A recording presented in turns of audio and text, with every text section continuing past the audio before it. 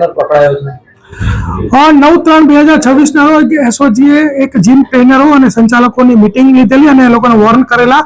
કે ભાઈ તમે જ્યારે પણ જીમ ટ્રેનર તરીકે કામ કરતા હોય અથવા જીમમાં જતા હોય તો ત્યાં તમારો શિક્ષકનો રોલ હોય છે. કોઈ પણ પરિણીત કે અપરિણીત મહિલાની જ્યારે તમે નજીક રહેતા હોય ત્યારે તમારે એમની સાથે કોઈ પણ સંબંધો બનાવવાની કોશિશ કરવાની નથી. તો આ જે વિડીયો સોશિયલ મીડિયામાં વાયરલ થયેલા અને એને જોઈને એક પરિણીત જે વ્યક્તિ છે એ પોતે જ આવી પરિસ્થિતિમાંથી પસાર થઈ રહ્યો, 7 વર્ષથી તેઓ હેરાન થતા હોય તેઓ અમારો સંપર્ક કરતા એમની જે સ્ટોરી અમે જાણી અને એ બાબતની ગઈકાલે પાલ પોલીસ સ્ટેશનમાં એક ફરિયાદ નોંધાઈ છે. ફરિયાદની વિગત એવી છે કે આજથી 7 વર્ષ પહેલા આજે આ વ્યક્તિ છે એમના જે પત્ની છે એ સિટી લાઇટ એરિયામાં પૂજા L1 કરીને જે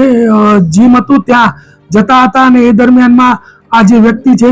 શબ્બીર અસગર ટ્રંકવાલા એની સાથે સંપર્ક થયો. ત્યારબાદ એમની નજદીકી વધી અને ત્યારબાદ આ વ્યક્તિ વારે ઘડીએ આ જે આગેડ છે એના ઘરની આજુબાજુ આ મહિલાના ઘરની આજુબાજુ એથર જે એનું બાઇક છે લઈને ફરતો હતો અને આજથી 7 મહિના પહેલા આ વ્યક્તિએ એમ કીધું કે ભાઈ જો તારી પત્નીના વિડીયોઝ ફોટોઝ પણ મારી પાસે છે અને જો એ વાયરલ ન કરવા હોય તો તારે મને 5 લાખ રૂપિયા આપવા પડશે અને એમ કહીને જતો રહેલો. ત્યારબાદ એ ફરીથી 2.5 મહિના પહેલા મળેલો ભૂલકા ભવન સ્કૂલ પાસે અને ત્યાં પણ એને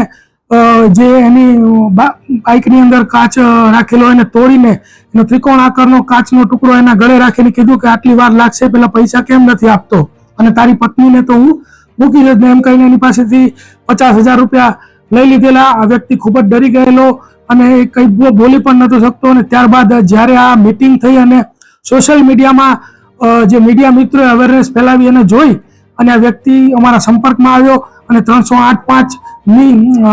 10 વર્ષની સજાનો ગુનો જે છે આ શબ્બીર અસગર ટ્રંકવાલા વિરુદ્ધમાં દાખલ કરવામાં આવ્યો છે. અન્ય જીમ સંચાલકો અને ટ્રેનરો સાથે શું હશે?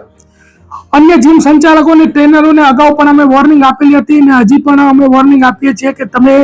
શિક્ષક તરીકેનો તમારો રોલ છે એ જ નિભાવો. તમે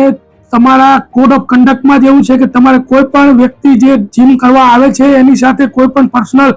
રિલેશન કે પર્સનલ મેસેજીસ આપણે કરવાના સંબંધો રાખવાના નથી. જેને પાલન કરવું એ તમારા માટે પણ હિતકારક છે અને સમાજ માટે પણ હિતકારક છે.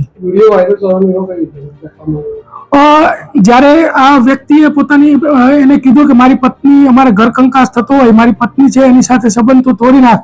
ત્યારે એને કીધું કે મારી પાસે તો અમે બહાર ફરવા ગયા હતા એના ઘણા ફોટા વિડીયો છે અને જો તું 5 લાખ રૂપિયા નહીં આપે તો એ વાયરલ કરીશ એ રીતે ધમકી આપેલી. કોઈ મહિલા ટ્રેપમાં ફસાઈ હોય તો કઈ રીતે પોલીસનો સંપર્ક?